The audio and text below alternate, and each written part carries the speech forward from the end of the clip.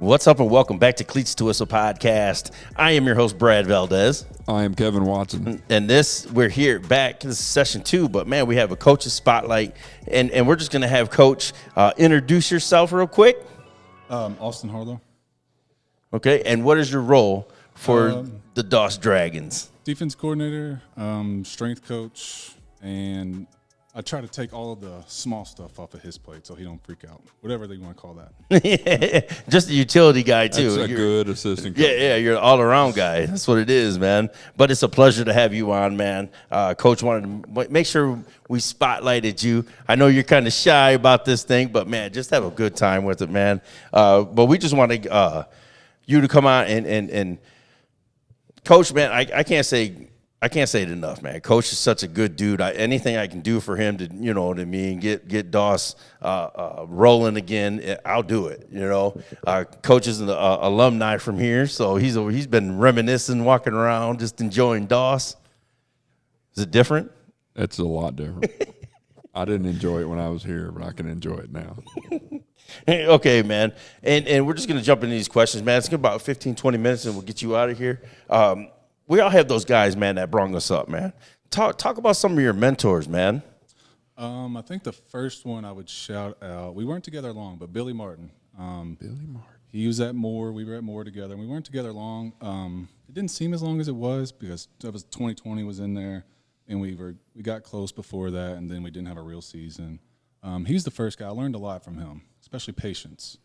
I don't know if I'm getting older or if it was him or both, but he showed me, he's like, we can tell him this, but, it's going to take a while. So I learned a lot from him. And just some of my high school coaches, I had a bunch of them. I thought it was normal. It's not, but I went to a private school. But we had 12 coaches full-time on the staff. So, wow, where was that at? Holy Cross.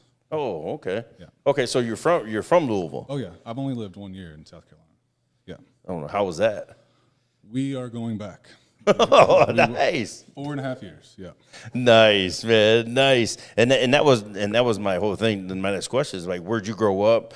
Did you play Little League ball around here? And where'd you go to school? So we just traveled down Dixie, started in Chablis. I went to St. Lawrence, and then it became Notre Dame when I was in 7th grade. So I just played there. You played all the Catholic sports there in the Catholic League. Went to Holy Cross. Right before it was a small scandal, it wasn't a huge scandal, but a coaching change scandal with money and donations and all that. So we kind of went downhill. It wasn't the peak Holy Cross. Early 2000s, they had just got done with their rivalry with Danville. So I played that, and then started What year did you teaching. graduate? 2010. 10. Yeah. So slowly we got worse, not going to lie. But 2006, a really good team with like 25 seniors. If you just look at the numbers, I graduated, I think I had 8 teammates that were seniors, including me. So that coaching change kind of hit us. Nice. So who was – you had 2 coaches there? I had Dave Weston, 3 years. Weston, yeah. Fletcher, Okay. 1 year. Fletcher, yeah. Forgot about him. Yep. Yes, and that's crazy because when I was 13, I was at Western. We were just beating up on them. All right, 13, 14. But then now it's a whole totally different Holy Cross, man. That was the dip. There was a class. They're the same age as me, but the class 2 behind me, there was back to 20 of them, and then they lost everyone. And then the DeSales game started being 50-0 every year. They stopped that. It was 56-0 when I was at DeSales. Yeah. Really? Yeah. Yeah, they needed to stop that. Jeez, man. The other they're catching up. So like with you, did you go to college to play ball, or what you do, man, after school? I didn't. I just went to U of L. I had offers. I kind of get hate from my own players when I tell them this because I don't talk about it much. My best offer was from Murray State, so a full FCS offer. I don't know if they're considered D1. Just between injuries, I hurt my back pretty bad, and just a little burnout, fatigue. I didn't want to play, so I just regular student at U of L and got into coaching when I was getting my master's, and I was subbing full-time out at Westport Middle, and they kind of just asked me to help, and then I've been in it since. Only took that 1 year off. So the bug bit you, man. Yeah. With you getting into this and doing this strength and conditioning here, have you been in that, like? So I started that at Moore right when, What did I do? I wasn't going to coach with Billy. I was going to get married, and she picked middle of football season. So I was like, all right, whatever. I'll just won't coach. But then that ended up being 2020. So I could because he had all the time in the world. So I started that for him that year. It was limited. You got to like have 5 people in the weight room, that whole thing. But then since then, I've been doing it, and he wanted me to do it here. Works out because I'm in the building. Well, and I'm going to tell you, man, we were just up there, and, dude, there's some monsters up there. There are. So honestly, I know everybody sounds, this sounds the way it is, and it's going to sound crazy. The monsters were not there today. The monsters are at Fairdale throwing. There's a kid that's cleans 275 like it's nothing. There's a few linemen that were out that would clean in the 200s. We got some that can lift, and they haven't been lifting forever. They've been lifting for 3 months, really, but we started last summer a little bit. Jeez, man. I was impressed. Weren't you? Oh, absolutely. There's a lot of potential in that room. Yeah. And and they're probably the younger kids, though, too, right? Mm-hmm. Yeah, and that wasn't as intense today. If y'all would have came on a normal lift day with the music going too, they get in it. We thought, I guess it's a quick side story, but he was telling me when I was in South Carolina, he thought he was going to get this job, and he was like, man, it's not like you think these kids are like going to have the same excuses they always have when you get here. I'm telling you, it's different. They show up. They have good attitudes. I was like, okay, I'll believe it when I see it. And we've had one problem this offseason, and it's lack of room in the weight room. People standing around because we don't have room for 45 kids on a Friday in January. So great problem to have. Tough problem, yeah. Great problem to have. Yeah, great problem to have, I've been in that weight room, that exact weight room where there was 12 kids in there. Yeah, and I was – you were part of it. I was part of that too, man. You know what I mean? So that's why I said it's a culture change around here, and Coach is somehow changed it around. And it's phenomenal, man. I love seeing it. I love coaching here, man. I love these kids that were here when I was here. So it's just good. It's good to see that it's coming back. It is. We've set very high standards. They are not allowed to sneeze and not say excuse me, and something's going to happen. But they're rising to it. They're high GPAs, going to class. They've got a lot of reasons not to go to class. They see their friends not do it, but they go to class. They stay on a Friday until 5. They're doing it. I love it. You got anything for Coach? So what? You left. You were at Moore and came straight here. You went to South Carolina for a year, and then went. That was the one year. Okay. Moore until 2022. Then we wanted to move to Charleston, South Carolina. Hey, me and this dude exchanged a lot of film over the year. Yeah, we have. But I still got it. I keep it in my personal little other. Yeah, there you go. You got to. I tell you, we haven't been in. We were in the coach's office together in 2018. I was just there 1 year, and it's been that long. I mean, time flies, man. Man, time flies. That's crazy, man. Calling, you're going to call defense here, right? Yep. So spotlight some of your guys, man. That's going to have a real impact on this team. I would highlight 2 big ones. Last year, Jordan Robertson led our team in tackles. He doubled the next one, Nazir McFadden, who you just talked to. But Jordan, I don't know exactly because I wasn't here. He played left guard and end, and he looks like he's made in a lab. And we're like, you played what? But then we watched him, and he couldn't bend real well. So once we got in the weight room, his hips opened up a little bit, and he was flying and hitting everything that moved. I think he had finished with 88 tackles. He's like a Swiss Army knife, man. He could do it whatever he wanted. He could play any position he wanted. He'll start probably at outside linebacker. I'll bring him in if we're struggling a little bit, stopping the run. 3rd down, he's rushing. He's that guy.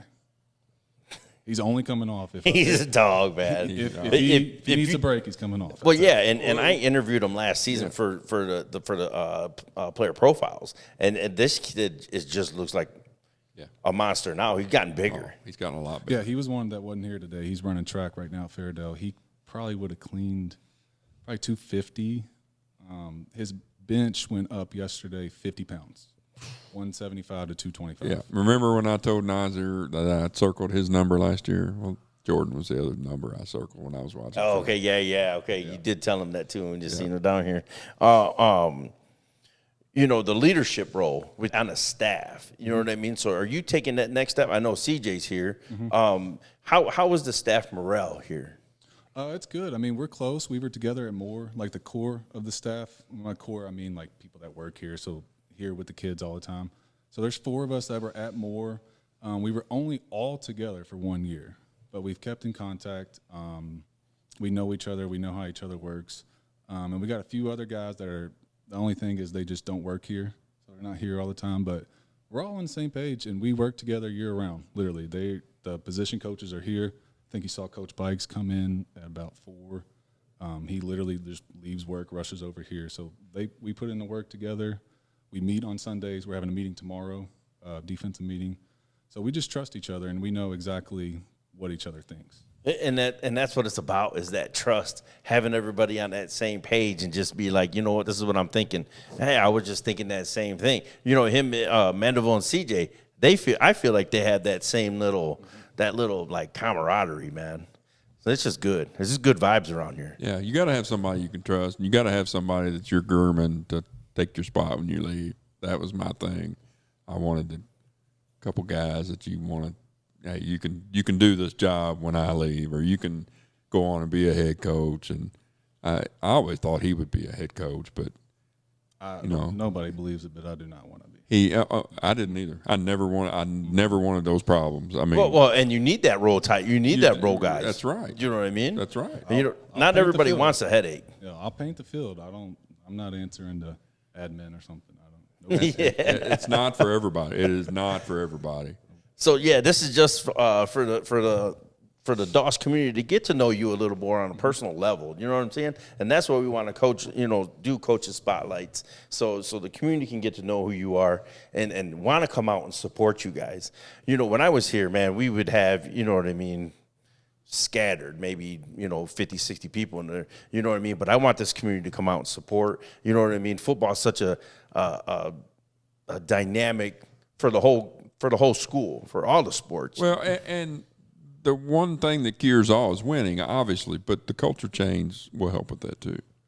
For sure. If they come to the game and it looks like a clown show going on, they don't want to be here. Mm-hmm. If they come to the game, they see structure, they see the kids acting the way they're acting, they'll come back.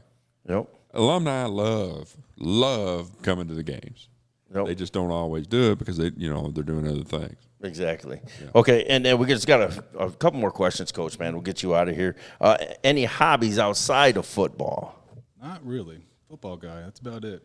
Newborn, not over newborn, 10 months. That's not newborn, is it? It's still newborn. It's still newborn, yeah. 10-month-old. Are they waking you up in the middle of the night? He doesn't go to sleep. So. They're still newborn. That's my hobby right now, is taking care of him. That's a good hobby to have. Yeah. It used to be, I don't know, working out and going outside and doing something. Now it's take care of the kid. There you go. And like, what was the good, the bad, and the ugly from your eyes last season? What was some of the good and the bad and the ugly? Good, even when it was bad, we kept good attitudes for the most part. And we were able to build. We only had 7 seniors last year. And so, like CJ, he was like the best man at a wedding, and he didn't want to miss, but he missed the game against Fairdown. Mandeville called the offense. I called the defense. So I had more involved. I was just special teams last year. I would go to practice, do special teams, help the D-line, leave. When I called the defense that week, I had no idea they would have that good of attitudes. We were down, I think, 41-8, and they were still working, still fighting. That's definitely the good. The bad, it is what it is. We went 2-8, I think. So he got the job in May or June. So there was a lot of, what do you mean I have to show up every day? I have to come to practice on Friday? It's summer. And then ugly. We had a couple ugly moments for sure. I would say the week we played Franklin County. So we pulled the number 1 seed. I think they were ranked 4th in the state. At one point, number 1, because they beat Bryan Station. Yep. But we played Franklin County, and we knew what was going to happen. So a couple of statements made, 2 seniors quitting or being told not to come back based on what you just said. That was the ugly. It was the ugly knowing. I've never been in the situation knowing there is 0% chance you're going to win that game. That got a little ugly. Yeah. Well, after we played you guys, and I may have said this to you, I know I said it to Paul. I know what you're saying. Yep. Those kids never quit. We beat them pretty good. Mm-hmm. The kids never quit. Every one of those kids, when you shook hands after the game, great game, coach. Good job. No heads were down. It was like This is the beginning of something, a potential of something it's gonna take time. That's right. But it's the beginning of something. You can see it. They knew it. I did not think they would know it. I did not think they would accept it. I thought they would look at the scoreboard and say, "What do you mean we're getting better? What do you mean this is how we do it?" Yeah, and I'm gonna tell you, like, I went to Southern. I stood on Southern sideline, and they were like, "This is not the same team we played the last season before. It's not." I went to Atherton. When you can get Nino walking up and down that sideline, looking at his I staff, do mean Nino. when you can get him to walk up and down that sideline, put his back to the game, and look at his defensive coordinator and say, "What's going on?"